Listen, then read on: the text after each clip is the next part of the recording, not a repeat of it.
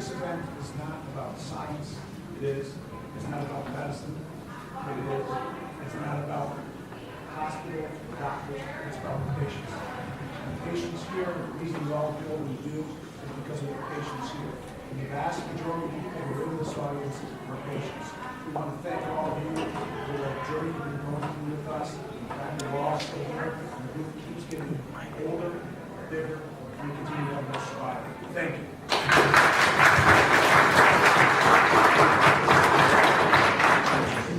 So the format that we like to make is, again, we all go to events where we show slides and graphs and curves and statistics and make it about science. Again, we want to make this about patients, and we want this to be your event. And so the purpose of this event is that we've got a great esteemed panel of doctors and researchers here to really answer questions that you might have. So I'll try to facilitate and get questions going. But please, I want this to be an interactive event, and really the event counts on you asking questions. Please don't hesitate to ask questions. Let me just have the panel just introduce themselves. Just want to know what they're doing. Hi. Well, thank you, Bob. Tommy. My name is Joe Ugardi. I run the bone marrow transplant program at Carmana's Cancer Center in downtown Detroit. Good evening, everyone. I'm Daniel McClure. I'm the Senior VP of Research at the Multiple Myeloma Research Foundation, the MRF. And first, I'd like to thank Sid and Sharon. This event, just for MRF, has raised $320,000. And this we couldn't do any of that. That wasn't for all of you guys, so we can help these guys help you guys. So thanks so much.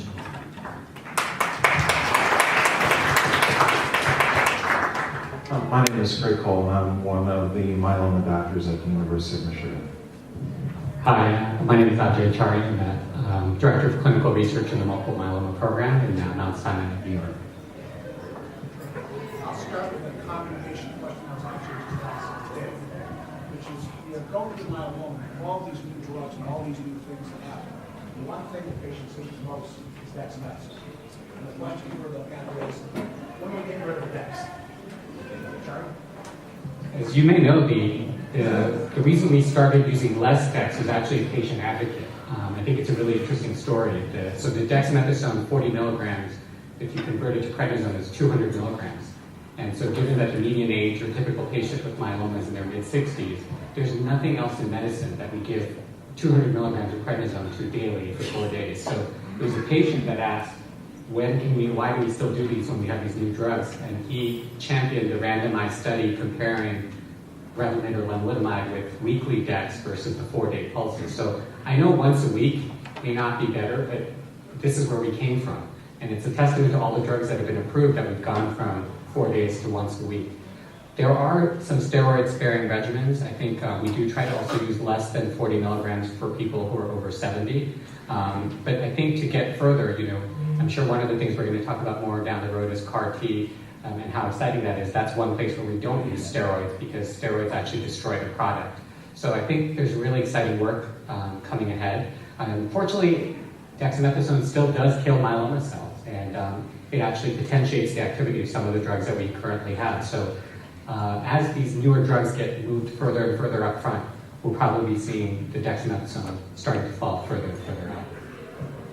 In fact, there was a study that was done presented last year on using venetoclax for multiple myeloma. Venetoclax is a drug that specifically works for patients that have the 11-14 translocation. And so when people have myelomas, a subgroup of those patients will have the mutation that their myeloma cells have connects the 11th chromosome to the 14th chromosome, and they overexpress a substance called BCL2 in their myeloma cells, which makes them grow.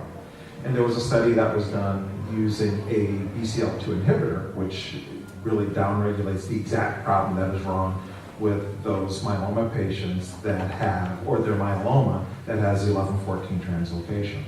And so when they use venetoclax in this study, which is a targeted therapy specifically only for, works, I guess you say best, for patients that have 11-14. they actually use that without dexamethasone. And so I think that some of the targeted therapies, and I should mention that in patients that didn't have the 11-14 translocation, that had relapsed myeloma, that the venetoclax worked 22% of the time. When the venetoclax was given to patients that had the 11-14 translocation, and they had more testing to show that the BCL2, which is the protein that goes up with that mutation, we used a BCL2 inhibitor, that it worked 88% of the time. And so when you use targeted therapy, this was a proof of concept that using targeted therapy specifically for specific types of myeloma, that we may be able to escape the use of dexamethasone. So just like we talked about, that as we get more refined therapy, hopefully we can start to lose, our ancient partner of dexamethasone. I think a lot of times we use dexamethasone, but we individualize things to the patients, and as you start to have side effects. The microphone, please. Can you hear me better? No. It's not working. Thanks. We try to individualize things for patients, and one of the things that we do is once we start getting good response to therapy, and we can validate the response to therapy by looking at the proteins in your blood, and if you complain a lot about the dexamethasone, a lot of us will start to drop the dexamethasone off, and you'll see after you've been in remission for long periods of time, sometimes you stop the dexamethasone, you can watch the protein, if the protein starts to go up, you can add the dexamethasone, back, and I think that it's not written in any protocol that's that, but if you go through all the doctors here that are practicing, everybody hears what their patients have to say, and we all start to violate it, and violate the protocol, change things, and kind of customize things to make things work. And I think what you're hearing again is things are patient-driven. We hear what you say, we adjust things, and eventually we use science to try to prove what's going on and why these kinds of things continue to work.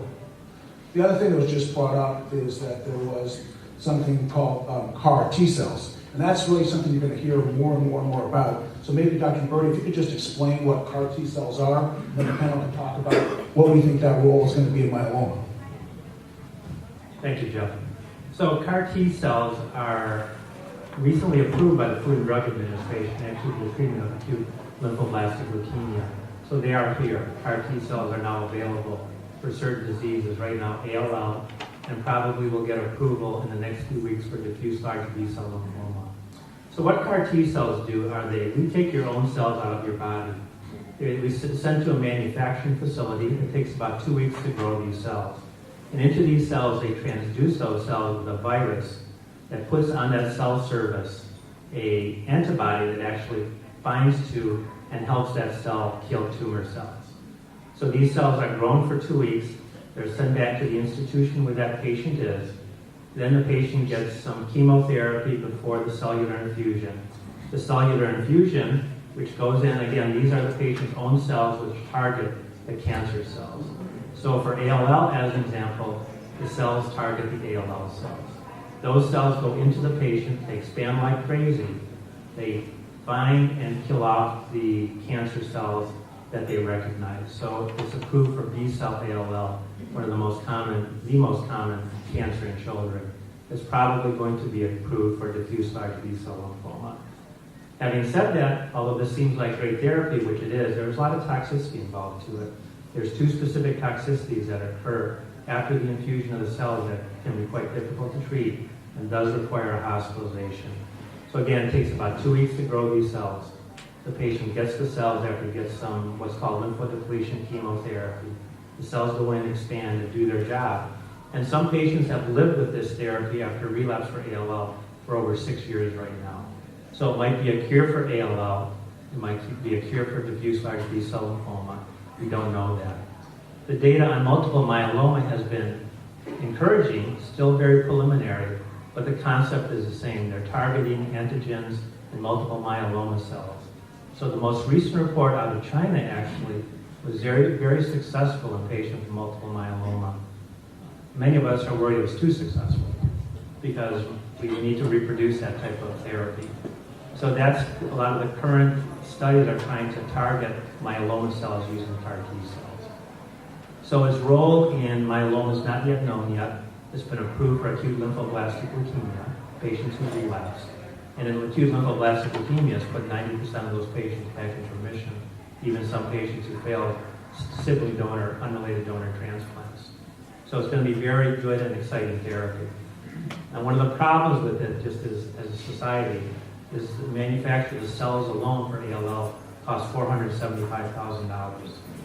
So the insurance companies in every hospital is gasping at the cost of this. And that doesn't include the chemotherapy, it doesn't include the hospitalization, so it's very expensive therapy. Will play a role in multiple myeloma. Certainly, some of the preliminary data is very encouraging. And we have to just wait to see for the trials to continue to accrue patients and some of the research that goes on to see if it will be applicable in multiple myeloma. I would just add that I think in myeloma specifically, it's simply going to be a game changer. Although the data are preliminary, the Chinese study, the results are very encouraging, but I'm actually more impressed by the US study, of which we've participated and we've had several patients treated at our institution with CAR T. These patients had typically a median of 7 lines of prior therapy. That means that they were refractory to pomalidomide, lenalidomide, bortezomib, carfilzomib, daratumumab, pretty much all the available agents. And these patients, after this single intervention, which admittedly is expensive and is going to have toxicity that needs to be further worked out, but with this one-time intervention, these patients had dramatic responses. Nearly every patient responded in both studies, and the patients seemed to have a durable response. Again, these data are preliminary, and I know that at our hospital we have a waiting list, and it's important that we pick the right patients for these initial studies because the toxicities you heard mentioned are not trivial. People's oxygen can drop, blood pressure can get low, they may need to have to go to ICU. So we really need to pick the right patients to make sure that we better understand the safety. And as we get that better clarified, I think we'll probably then see this move earlier and earlier. And it's important to remember that even though we have this cost, if these remissions are truly durable, we're now offsetting the cost of continued ongoing chemo, right? So in a head-to-head study in the future, it would, even though it may be more expensive, when you break it down by a unit treatment of these various things that we do, it may still be very, very healing. And I think I just can't overstate how excited we are about this in myeloma.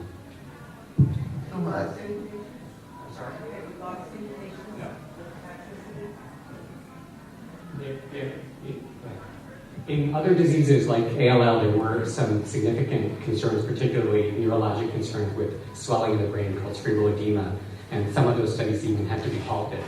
But the toxicity depends on the actual construct, meaning the actual product that's made, the disease, the patient, the dose of the drug, the infused cell. So all of those are factors. Luckily, in the 2 myeloma studies that have been presented at our last meeting at ASCO, deaths were not reported on either of those particular studies. But other constructs, so these, we didn't get into these details, but these 2 that we just talked about, the Chinese and the Bluebird in the US, are both targeting BCMA, B-cell membrane antigen. Some of the other constructs are also being studied in myeloma, and some of those have had a little bit more toxicity, but I think we don't know which of these is going to eventually be the front runner, but they're all looking very promising. Just one more thing, the toxicity is related to how much tumor we have on board too. So patients with a lot of tumor have far more toxicity. That's because the cells expand far greater. They get exposed to the cancer cell, and that actually causes expansion of the CAR T cells.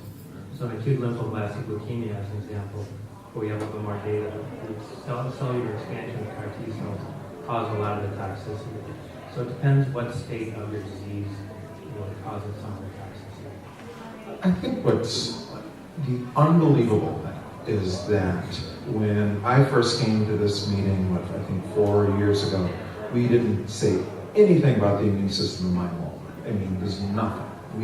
And the idea was that, in patients with myeloma, the immune system is impaired and it can't be used to treat the cancer, and that there was no talk about immune therapy. We were talking about other things. I think my first thing we were talking about smoldering myeloma, which was very important. But now we're talking about immune therapies, and one of the ultimate immune therapies is CAR T cell, but it's just the beginning. I mean, it's just the start.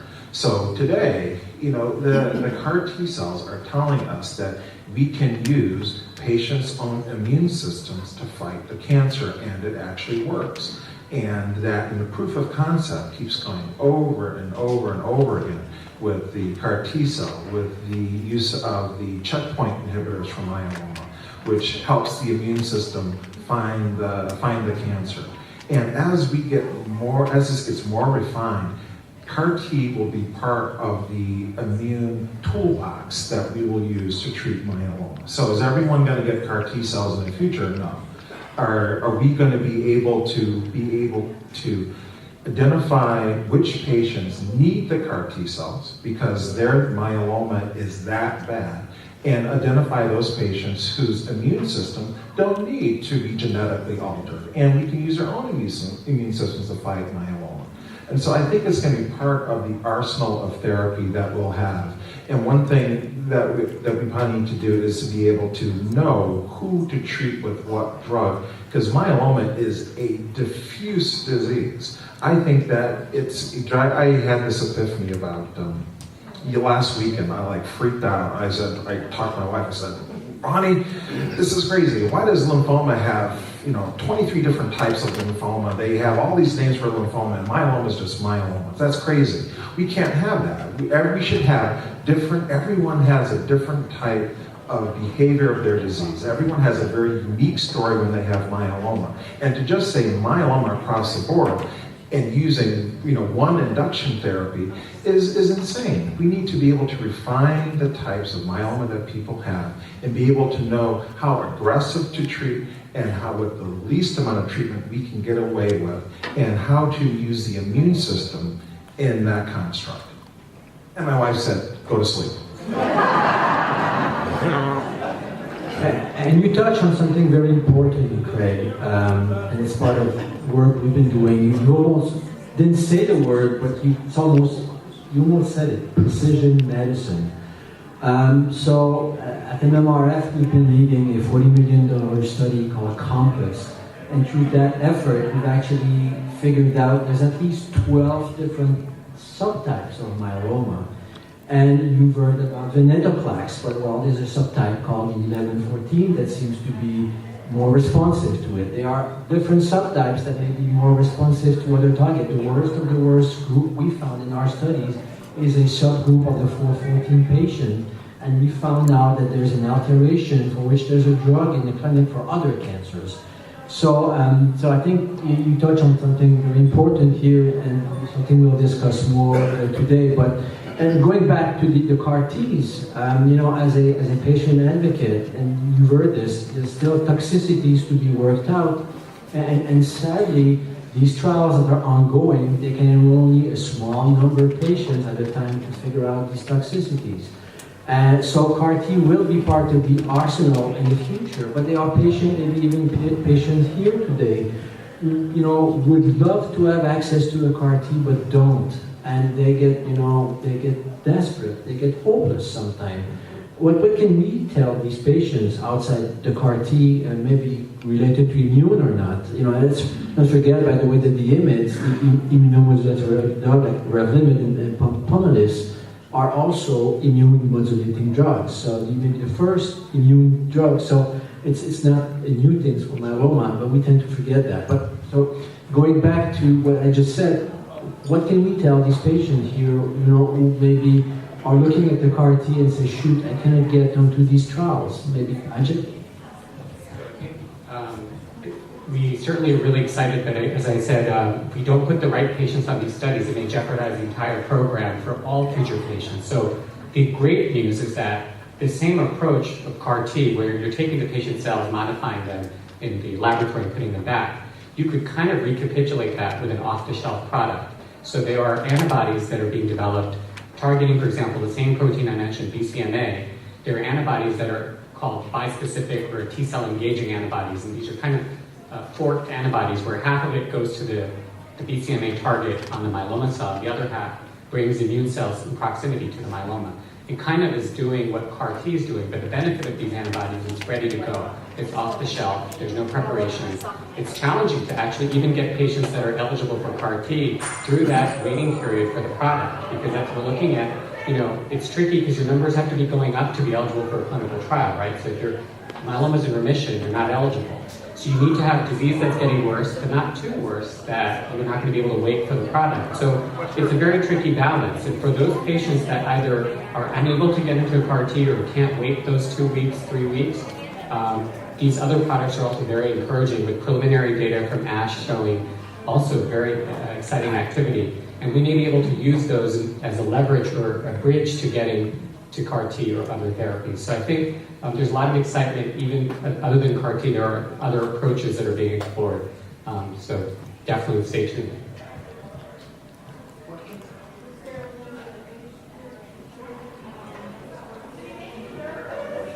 So the median age for treating myeloma is adults. So as I have gotten older, I realized that the 70 years old is being a true adult, and that people in their 20s are just kids and I mean, like children. But I mean, which is good. It's good to be 20, but as old as like 300 years old. So is there an age where we would not treat myeloma or put them on the clinical trial? No, and the reason is the plethora of different therapies that are available now. It has exploded since the days that I had when Dr. Uberti remembers me and I had a high top fade, and I don't know if you remember that. And back in the day when Dr. Uberti had more hair and I had way more hair. We only had 2 therapies for myeloma. They were both chemotherapy. They were both very toxic, and they only worked 30% of the time. And it was bad. And we did have age limits to treating because some people couldn't tolerate that. Now we've made transplants so safe that really there is no age limit in the United States for bone marrow transplant, for auto transplant. And there are different, with all the different therapies we have, we really can personalize medicine for your myeloma based on your age, your performance, or how well you move around. How often do you want to come to the clinic? Do you want pill therapy only? And so thank goodness, there's a blessing of different therapies that we have to make it unique for you, and therefore there isn't an age limit to treat myeloma. I think we treat every age and treat every patient individually. And sometimes the treatments are about risk and reward. So some treatments may have more risk or side effects and potentially have more reward. But as the treatments have gotten better and better, the treatments that we give in the clinic that are now pills, the small shots, are almost as good as what transplant looked like in the past. So now we're able to achieve many of the same results with pretty benign treatments when you compare them to transplant. I think the big question remains whether these easier treatments work better when you combine them with the transplant. And that's why we're constantly calling back the Uberti and saying, should we throw in the transplant even though people work really well? Joe, how do you approach older people with transplant? So first of all, what does a transplant entail? Well, the hardest part of the transplant is the hospitalization. It's a 14-day hospitalization. Some centers do it as outpatient, and it can be done quite safely as an outpatient. So as transplants we do, it's the easiest transplant you can go through. We have done patients up to the age of 80, probably the oldest reported patients up to the age of 84 right now. And there's a couple of reports of patients in the 90s undergoing transplant. So really it's not your chronologic age that helps us make that decision what your biologic age is. Is your heart in good shape? Are your lungs in good shape? Even if you're on dialysis, we've taken patients to transplant. So really it's your heart and lungs and what your performance status is that guides us on where to go with transplant. So we do some testing on all of our patients to make sure they're stable enough to go through transplant. The autologous transplant right now, it's the #1 disease we do transplants for. At our center, we do 110 a year around the world and around the country right now. It's the #1 disease transplants are being done for. So they're done on patients up to the age of 80, over the age of 80 right now. They're done safely. The mortality for an autologous transplant is pretty close to 0% right now because patients are fairly well screened to make sure you can get through it. When patients get through a transplant fairly easily. you know, it is a therapy that's a dexamethasone-free therapy, I must say. So if you're worried about dexamethasone, you don't need dexamethasone as you go through a transplant.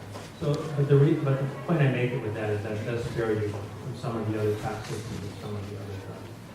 When we look at transplant patients, we do generally recommend transplant as part of upfront therapy. It's not difficult to get through. We can collect your stem cells a bit easier. We think it's most effective at upfront therapy. It is hard for us sometimes to store cells. I think somebody asked me about storing stem cells. Insurance companies actually will not pay for storage for our stem cell cryopreservation facility unless we do a transplant within 2 to 3 months of the collection of the stem cells. So we really don't have even a mechanism to store stem cells very well in the state of Michigan because of insurance requirements. So we usually recommend transplant as part of upfront therapy. The other good thing about transplant, it doesn't eliminate any other therapy further on down the line because transplant's not a cure, there's nothing to cure now, but it does help keep the disease under control. And it doesn't eliminate or doesn't preclude you from getting any of the other great diseases that would any of the great treatments we now have for multiple myeloma. So patients go through it easily. I think some of our patients are here. I've seen the crowd. The mortality is fairly low. It should be close to 0% right now. It can be done as an outpatient in many centers. We've elected to keep doing it as an inpatient, but many of our patients go through without a transfusion, without febrile illnesses, and eat through the entire transplant course. So I think it's a safe therapy.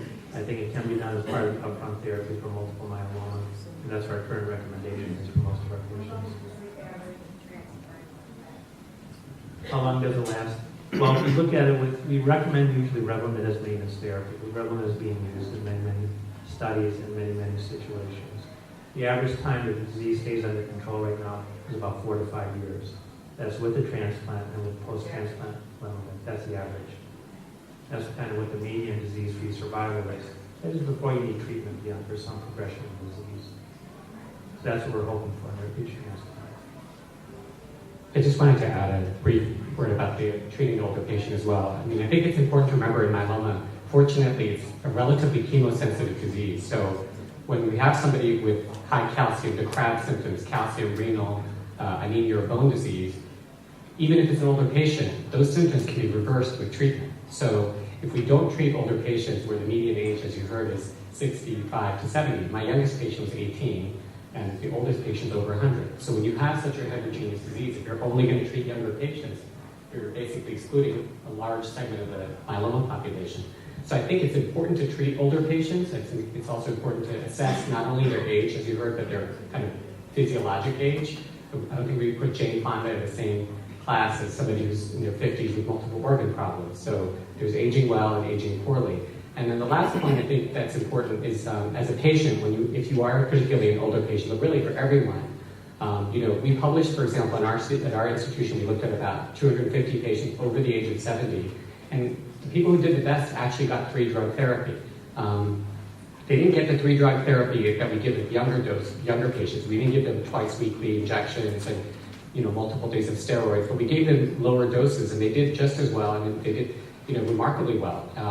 So the important thing, though, is that the whole reason we see patients regularly, and the reason oncologists are treating you as opposed to your primary doctors is because there is what we call a narrow therapeutic index. If you don't use enough drug, you're not going to kill the cancer, and if you give too much, you're going to cause side effects. And that's where we can run into trouble with older patients, is walking that bridge, that fine line. And so after each cycle of therapy, it's really important that you tell your physicians what side effects you experience. Sometimes patients feel like, I don't want to affect my therapy or modify my dose, but that's what we're here for. And we're here to make sure that the benefit is always exceeding the risk. And so even if it's an older patient, you can have dramatic results in an excellent quality of life. Do you have other questions in the audience? If I can just add one little snippet. It's really important for patients to advocate these days and advocate for and be advocates for themselves. With so many options for myeloma and so many different treatment opportunities and clinical trials, that it's important to tell your doctor what your goals of treatment are. What do you want to do? What do you want to try to drive the disease down as low as it can go? Or sometimes people say, well, can you just keep this stable for a little while? And it can change as you go through life of what your goals of therapy would be. 45 years, I realize that can be that's a mean number, I guess. But anyway, what would be the standard protocol when you are out of remission? It would be another stem cell transplant, typically? It depends. Again, everything is individualized. It's how long did you stay in remission? When you got treated in the first place, the first drugs you get you in remission. They take other treatments to get you in remission. Was it a stem cell that got you into remission? Did you relapse when you were taking Revlimid, when you weren't taking Revlimid? What side effects were left over from the first time you got treated? So the first, when we first had myeloma, we only had 2 treatments. It was very easy. We could get a very packed answer, and everyone would get the same treatment. Well, now we've got so many drugs, we can really individualize what people get. What we tend to do is try to use free-drug therapy again, just like we use free-drug therapy to start to get people in remission. We use a lot of free-drug therapy to get people back into remission. The other thing that sometimes happens is there are some people who, when they relapse with lots of symptoms, crab symptoms, so they're having high calcium, bone pain, they're having big problems. Those people are going to get much more aggressive treatment because we've got to get a response. But remember, in myeloma, we can follow you by blood tests. So sometimes people relapse a little bit in their blood. You can just see it coming in their blood. In those situations, sometimes tweaking their medicines a little bit, adding back the dexamethasone that you took away, all of a sudden they go back into remission, and you don't have to do very much. So it's very individualized. So what we usually do in transplant, sorry. You're good. You were my fellow one time. Hey, I'm afraid of telling my symptoms to my doctor. Why wouldn't your patients? Me too, man. So for transplant, we usually try to collect enough stem cells for 2 transplants when you collect your stem cells. If a transplant keeps the disease under control for less than 1 year, we usually don't recommend a second transplant because we don't think it's worth the effort unless it's on a clinical trial for a transplant. So we usually go by the 1 year mark. If for some reason the transplant doesn't hold things under control for 1 year, we say you should try another therapy and probably not think about a second transplant. If after 5 years you relapse after a transplant, we recommend standard therapy, and hopefully in 5 years we might have a cure. Maybe CAR T cells will be a cure in 5 years. But if there's no cure, we recommend some more standard therapy and then consider a second transplant if the first one lasted for 5 years. So what is just, again, just crazy exciting is just for therapies for relapse myeloma. In 2014, when somebody came to consult with me about their myeloma having relapse after a transplant, I would give them maybe 4 options. Is option A, option B, option C, option D. Now I've kind of about 9. When patients come in these days and they have relapse myeloma, I go, well, here's option A, B, C, D, E, F, G, H, and they say stop. That's a lot of options. And then we can go through and actually individualize it. To have the antibody therapies, to have the immune therapies, to have daratumumab and elotuzumab being approved by the FDA for myeloma, and in combination with other drugs for myeloma, and having pomalidomide and carfilzomib, and all these new options that you can mix and match in different types of therapies. It really is. It's very exciting to have all these options for relapsed myeloma. So when somebody says, well, what should I do after my myeloma is relapsed? You can go through a lot of options and again, individualized therapy. The one thing that Daniel had mentioned about precision medicine is that what's really exciting about myeloma and with relapsed treatment is that we are now doing bone marrow biopsies on patients. Not fun. Not my idea, but we do bone marrow biopsies on patients with relapsed myeloma, and then we take it to the lab and we run a gene panel to look for the different mutations, and we look for almost 2,000 different mutations in the relapsed myeloma, and then we can now understand exactly what does relapsed myeloma look like in 2017 with all the new therapies that we have. And we hope to have a protocol set where we can individualize the treatment based on the mutations that your myeloma has relapsed with. And that where we will see what the mutation is, and if there's a drug that addresses that mutation, we would use that drug first without dexamethasone, and then add on other drugs to try and see if we can just address the mutation that is causing the relapsed myeloma. I just wanted to also mention two things about the second transplant. The first is that studies have shown that the second transplant remission tends to be about 50 to 70% of the first one. That's where you heard if it's a very short first remission, then you're going to need a shorter one with the second one. And then the consensus statement that came out was around 18 months. So if the first remission was less than 18 months. But we just published a study of patients who were very, very heavily treated. We're talking about 5 lines of prior therapy. And where we found the use of transplant is patients who, let's say, had exhausted a lot of the options and were actually, their blood counts were too low for clinical trials because they had a lot of marrow involvement. We were able to do a kind of a mini transplant, if you will, and actually use that as a bridge to then go on to other treatments and studies. So in somebody who had a short first remission, we would probably also defer that second one, but you can still use them later, perhaps as a rescue for another therapy down the road and getting into one of these exciting clinical trials. So for all you that had bone marrow biopsies, you know those aren't very fun. The good news is that may be even getting better. We're now able to actually look at circulating free DNA and start to do some of the same tests that we would do on your bone marrow biopsy by doing a simple blood test. And that's going to get further and further along. Maybe someday we'll actually replace doing bone marrow biopsies and just do things with a simple blood test. Okay, folks, don't be shy. If you're here, you're probably interested in myeloma and you want to know more about it. If you have a question, these doctors are here to help you. Who would you like to be next? Show me a hand. Yes, sir. Hi, my name is Ari Ellen Foyer. I'm a PhD student in computational medicine at the University of Michigan. I'm sorry. My name is Ari Ellen Foyer. I'm a PhD student in computational medicine at the University of Michigan. And I'll apologize in advance because this question might be a little too far into the weeds, so feel free to knock me on the head and refuse to answer, or maybe send me a bill afterward.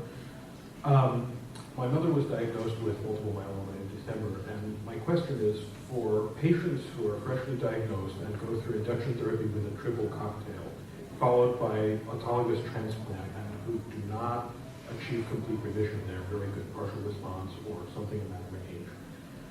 What do you think the best option is at that point? I know the Stamina trial is just beginning to bring in some data, early data on this question, but do you think it's best to proceed with a consolidation cocktail or to go for a more aggressive maintenance with multiple agents, or just proceed directly to lenalidomide maintenance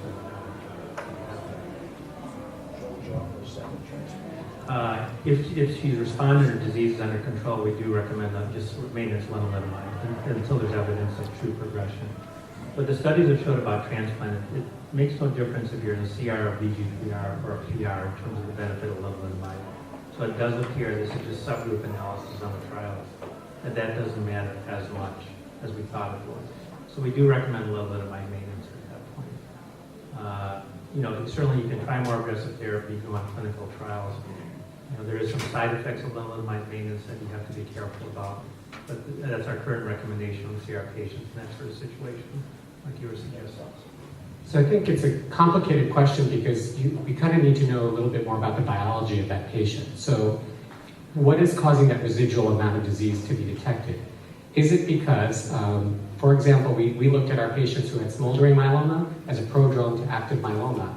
Those patients actually did not get into a CR at the same rates that their non-known smoldering myeloma counterparts were, but yet they lived longer and they did better. So if there is a smoldering prodrome and the residual amount of protein is coming from this kind of MGUS or pre-myeloma state, that may not necessarily be worth chasing and going crazy over.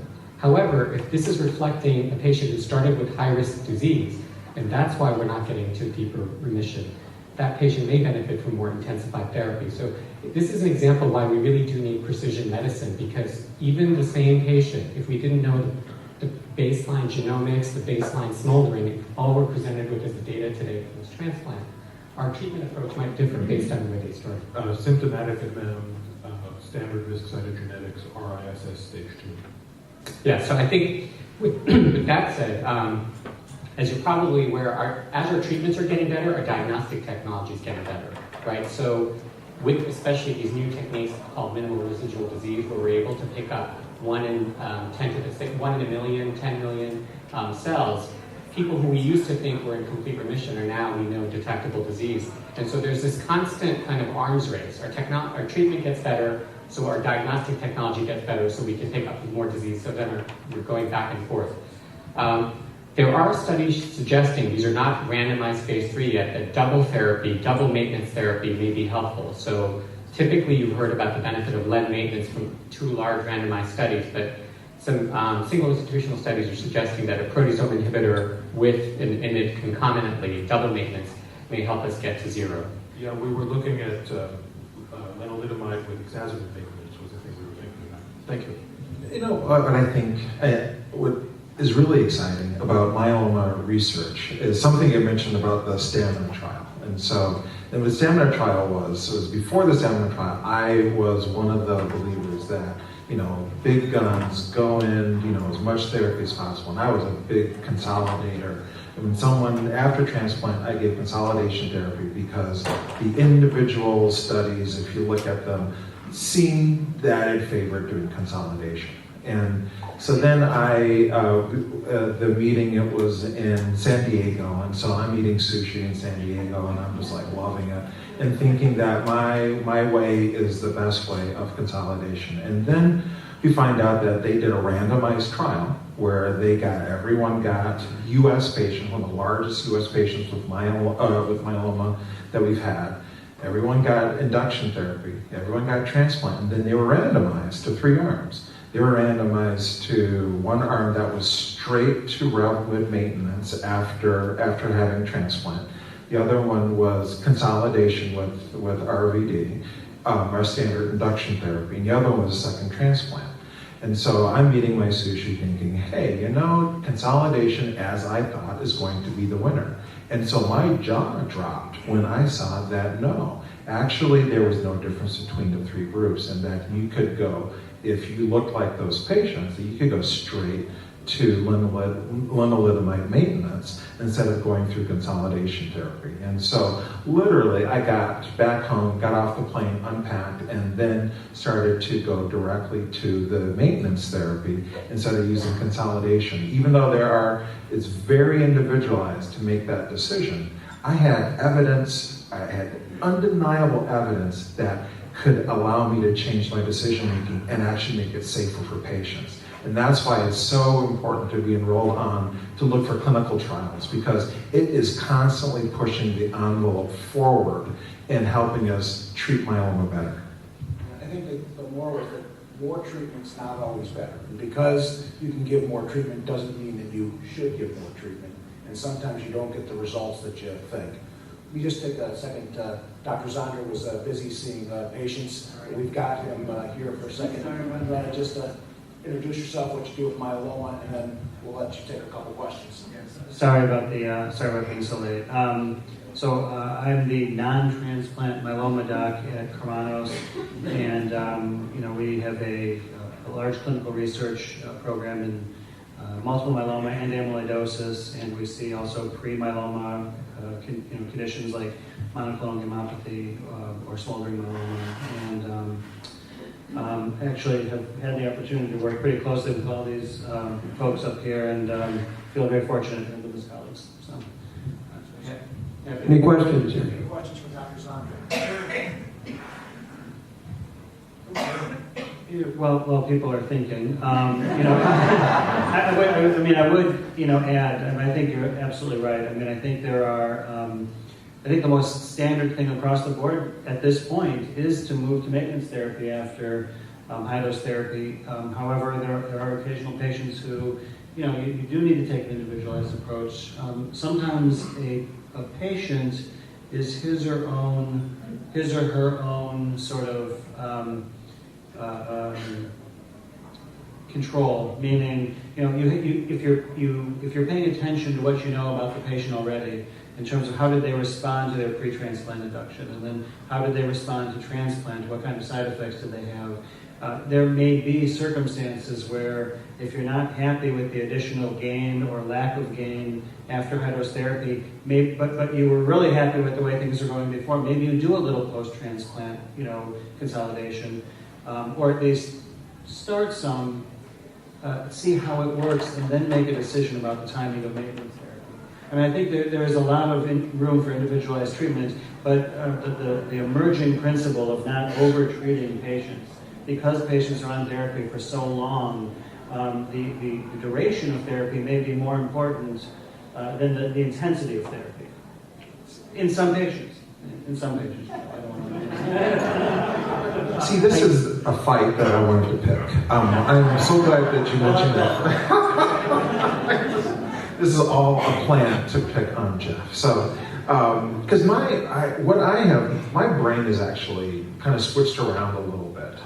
That I was a believer in the deeper the responses, the deeper you go, the better things are. The deeper you drive the disease down, the longer that the responses are going to last, the longer the remissions are going to last.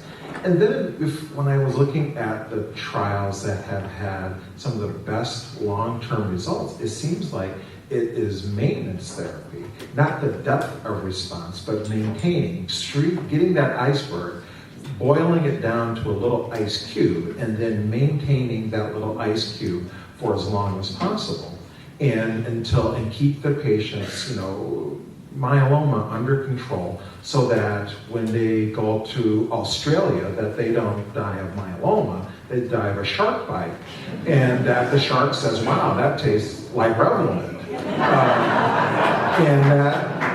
and that we don't need to go deeper, but actually to maintain better. And do you guys think that's? Yeah. Go ahead. I think one of the limitations of our myeloma knowledge currently is personalizing therapy when you have this little amount of disease. And so, for example, when we teach medical students, we always say, if you're going to order a test, tell us how you're going to change the patient's management based on that test.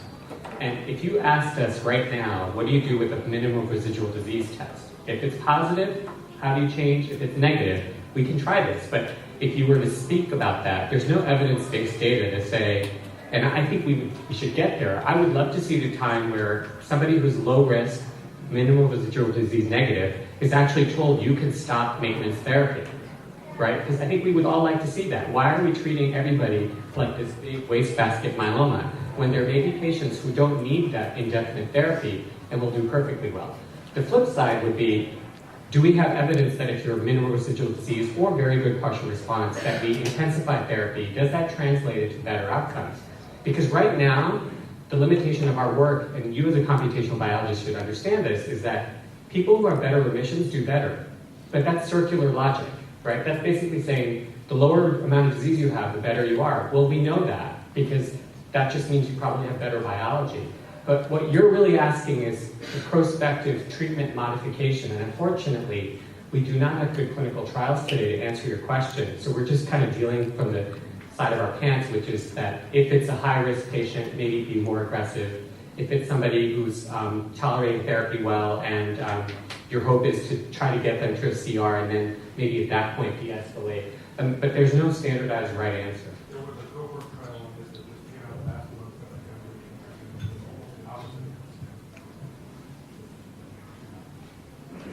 I think it also raises the question that what do you do with smoldering myeloma? With the same concept, there are a lot of people who have myeloma. You can do a test, you can show myeloma in the bone marrow, they have abnormal proteins. But some of the patients, some people smolder for years and years and years. So the question is, do you want to treat people? Because just because you can see myeloma doesn't always need to be treated. Can I I was just going to mention one more thing on maintenance therapy. There is some toxicity in maintenance therapy. There's a toxicity of taking the drug, there's some cytopenias, but especially after transplant, it's been shown that maintenance therapy does lead to secondary cancers. So some of those are malignancies, such as hematologic malignancies, some of those are solid tumors, so there's a risk in maintenance therapy. So, and that's especially true after transplant. In spite of that, it seems like the patients do better on maintenance therapy after transplant. And it's a complicated issue, like Jeff and the other colleagues here said, but there's a risk involved there, some toxicity involved with that maintenance therapy. So I think that has to be taken into the equation.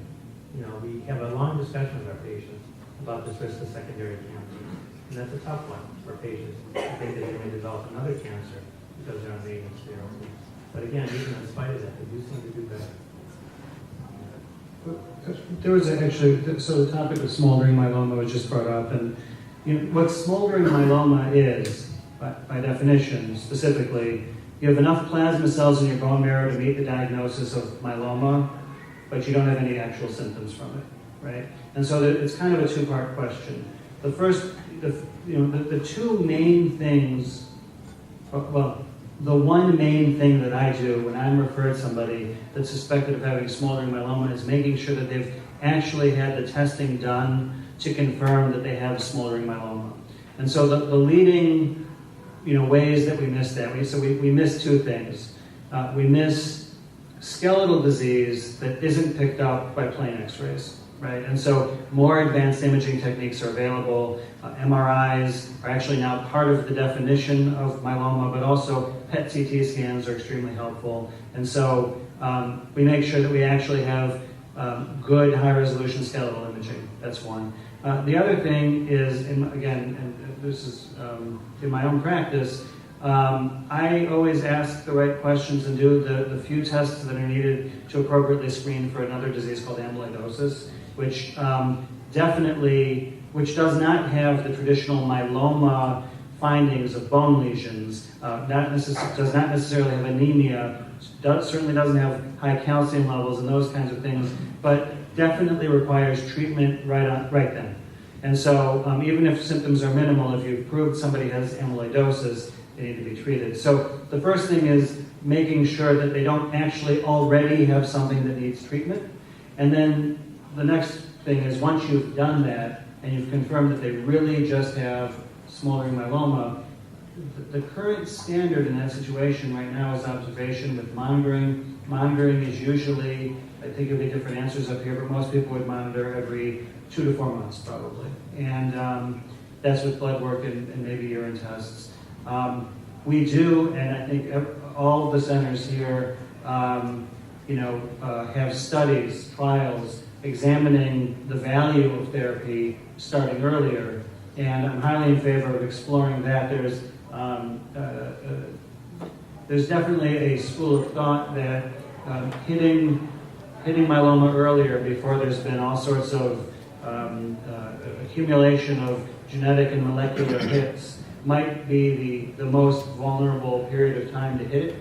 And so there's reason to believe, or an argument to be made, that it may be helpful to hit myeloma early, but we haven't proved it beyond a shadow of a doubt. And so off of a study, I'm very reluctant to start treatment. But on a study, a well-designed one that actually may answer this question, all for it, personally. I think that we need to, again, for looking kind of forward, the first thing I do when someone has smoldering myeloma is I look for clinical trials, because we don't know enough about smoldering myeloma. There are patients that have smoldering myeloma that have outlived most of their hematologists at U of M. I mean, they have never developed multiple myeloma. There are patients that have smoldering myeloma that were only smoldering for 4 to 5 weeks before they had an escalation of their disease. And so just like multiple myeloma, I'm going to have to go home and have another freak out in the middle of the night to wake up my wife and say, look, smoldering myeloma is just not one disease. There is smoldering myeloma that is definitely treatable multiple myeloma that needs to be treated as aggressively as multiple myeloma. And there are people that have a benign monoclonal gammopathy that happens to be a little bit more than the standard, what we call MDUS. And the trick is to use molecular diagnostics to figure out which patients are bound to transform and which patients will go on and outlive most of us up here, because they molecularly will not do that. And the COMPASS trial is one of the things that I am the most excited about, is going to help us divide up myeloma into those different categories so that we hope to do that in smoldering myeloma, to divide it up into smoldering A, B, C, and D. D, we got to treat right away, and A, go home and have a nice day. I just got the message that the dinner bell is being rung. So what I've asked is there's some people that may have been too shy to ask a question in a big group. I asked the doctor and the panel to stay up here, and afterwards, if people have individual questions, we'll stay up and answer those. And for the rest of you, please enjoy the dinner.